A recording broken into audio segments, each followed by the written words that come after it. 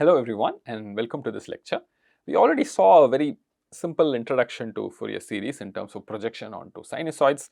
We are going to take up that topic and slightly expand on it and formally sort of define these things a little bit. Not too formal, we will not be too formal, just a little bit more details on how this works, and that exponential form and a few other forms we will describe.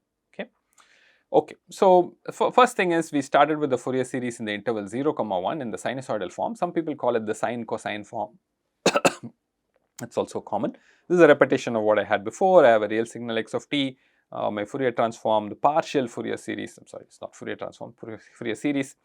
The partial Fourier series xk of t stops like this, a0 plus a1 to ak cos 2 pi kt and b1 sin 2 pi kt to bk sin 2 pi kt. This a0 and a1 are given by direct integration formulae.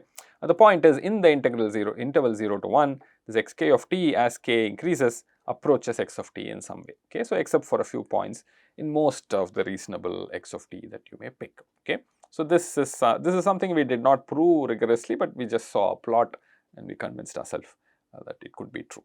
Okay, so now this interval 0 t can be changed. Okay, so instead of interval 0 1, I can make it 0 t. Okay, so why only 0 1, right? So what if my signal goes up to 0 t? Can you do this? You can do it, except that now the norms will change. Okay, so first of all, the function that you have to take will not be just 2 pi L t, it will be 2 pi L t by t. Okay, so because see when t goes from 0 to capital T, I want L cycles, right? So 2 pi L for t equal to 0, it starts at 0, and t equals capital T, it goes all the way to 2 pi L. So I have L cycles when it goes from 0 to t. So I have to multiply, I have to divide by t inside. Okay, so 2 pi L t by t. Same way sin 2 pi L t by t. Now if you do norms for these guys will have norm that depends on t. The norm of 1 will be t, norm of these other guys will be t by 2. So the t will enter as a factor. So what happens because of that t is, the span that you want to project onto, the sinusoidal span that you want to project onto, will have those normalizations. Okay, the constant will be 1 by root t, all the cosines will get multiplied by root of 2 by t, right? You have to divide by root of t by 2, which is multiplying root of 2 by t, and then all the sines will get multiplied by root of 2 by t.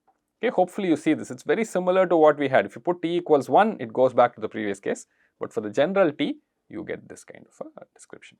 So now once you project, xk of t can be very easily defined, it just comes out like this. Okay, now of course the same root 2 by t is there, you can multiply and simplify your expression, and if you do that, this is the same inner product expression. I hope I don't have to go through this. This is this inner product of x with each of these guys. And how do you evaluate the inner product? You have to do integral, but integral from 0 to t, remember. Okay, so right, integral 0 to t of this guy you have to do. Now this root 2 by t and all, you can multiply and simplify, and you will get the proper Fourier series in interval 0 t. Okay, so real x of t, I'm going to write it as a linear combination like this. Notice the cosine goes t by t here, up to kt by t, and a0 is 1 by t integral 0 to t x of t dt. That 1 by t comes in because root t comes inside the inner product and outside also it multiplies, and al will become 2 by t integral 0 to t x of t cos 2 pi L by t, and bl will be 2 by t integral 0 to t x of t sin 2 pi L t. Okay, so this is the definition of the Fourier series, the partial Fourier series up to k terms in 0 t. Okay, so that is the definition for the Fourier series. Now you can play around with this. You can, instead of doing 0 to t, I might do minus t by 2 to t by 2. Okay, it turns out nothing much changes, everything else remains the same.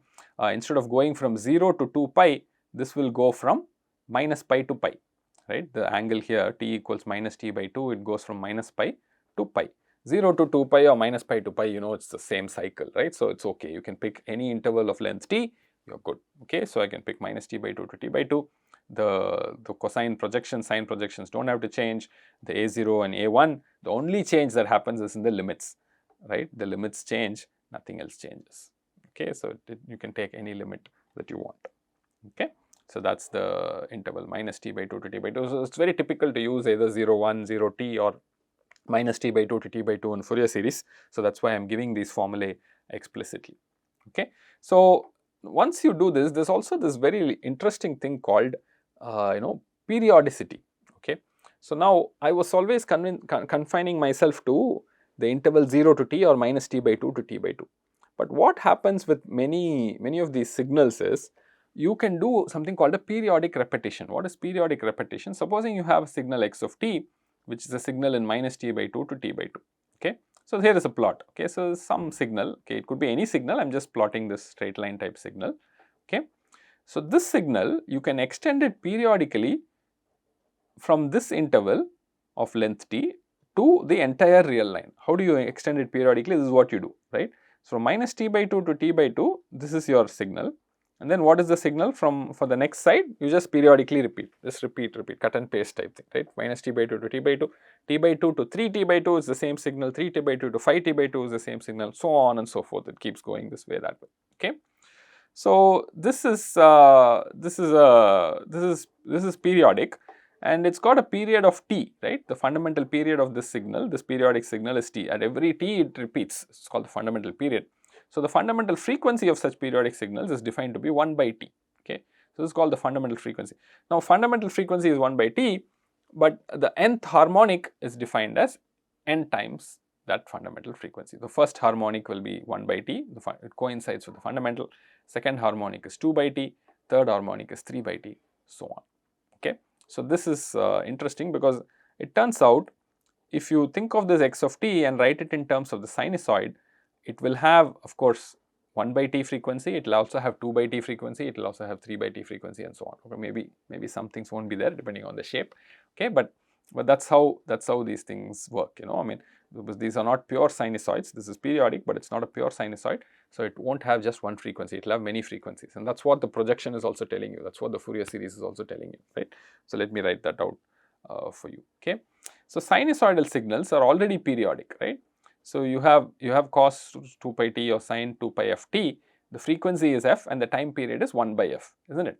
So, you can write, instead of f you can write 1 by t, and you can write cos 2 pi t by t or sin 2 pi t by t. Okay. So, the fundamental frequency is 1 by t naught, implies you have cos 2 pi t by t naught or sin 2 pi t by t naught, and the nth harmonic is cos 2 pi n t by t naught or cos sin 2 pi n t by t naught. That's how we think of the sinusoids, right. So, when you think of the nth harmonic, you are thinking of the sinusoid of frequency n by t naught. Okay. So, here is a picture, the same picture as what I had before. Okay. So, what is the point here? So, you have an arbitrary signal x of t between minus t by 2 to t by 2, you did a periodic repetition, and sine is also like that, sine and cos are also like that. You can do periodic repetitions from minus t by 2 to t by 2, you get the full sine waves. Okay. The sine wave of a particular frequency has only that frequency, only that sign in it, does not have any other sign. But when you have an arbitrary x of t, it can have many other sine and cosine components as exemplified by the Fourier series. Okay. So, you have a real signal x of t and you periodically repeat it to get xp of t, and then you can do my xk of t, which is a0 plus a1 cos 2 pi t by t all the way up to cos kt by t sin 2 pi t by t sin 2 pi kt by t. So, the basic point is, though we restricted our Fourier series to 0 to t or minus t by 2 to t by 2, it actually holds for the periodic extension also, because sine and cos are periodic. My signal, when I do periodic repetition, anyway it repeats in the same period. So, whether you do it in minus t by 2 to t by 2 or in any other period, you will get the exact same answer. Okay. So, that is why a lot of Fourier series is introduced as something that works with periodic signals. Okay. So, if you have a periodic signal, you can write it as a linear combination of cosines and sines. That is the basic idea behind Fourier series. You see here that this xk of t I know is a proxy for this xt or xp of t, right. So, this periodic signal is being written as the sum of cosines and sines. Okay. Quite often Fourier series is introduced as breaking down an arbitrary periodic signal as a sum of cosines and sines. We were restricting it to one interval because then we can do L2 and we are in a good place, we can do a lot of mathematics around it, but then the periodic repetition anyway goes through as a ready-made extension. Okay, there is no problem there. The same type of coefficient calculation, except in this integration you do not have to you can integrate it over any period as long as you put xp of t here. Okay, so there is a okay. So, there was a small correction here. I made this change when I wanted to put xp of t. So, you can take p to be any interval of length t, as long as it is there, and you take the periodic repetition and you do the integration, you will get the same answer. Okay. So, think about why these answers should be the same because of the periodicity, all this is guaranteed. So, let me show you an illustration of this.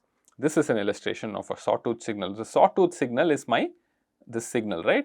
From minus pi to pi, you can think of it as a straight line. Previously, we were doing Fourier series only in this interval and we were restricting ourselves only to that interval minus pi to pi. But actually, if you plot that Fourier series over the whole range of x, you will get the periodic repetition. And in every period, it will try and match the function that you have. So, this sawtooth signal is a periodic signal and my Fourier series is approximating the sawtooth signal. It goes from k equals 1 to 5. This is a picture I have taken, a GIF I have taken from Wikipedia. It is a very nice GIF which illustrates how this Fourier series works periodically. Not only do you fit in the minus t to t, it fits everywhere, because when you do the periodic signal extension of this signal, the sine and cosine are also periodic. They anyway fit you over every period. Okay. So, I hope you see this. This is a reasonable illustration that brings it out. You do not have to do anything different here. It is just the same 0 to t or minus t by 2 to t by 2. You do the Fourier series there. It automatically works periodically for the repetition. Okay. So, look at this picture. I think this picture really nicely conveys what a Fourier series is, and let us stop at this point for this lecture. Thank you very much.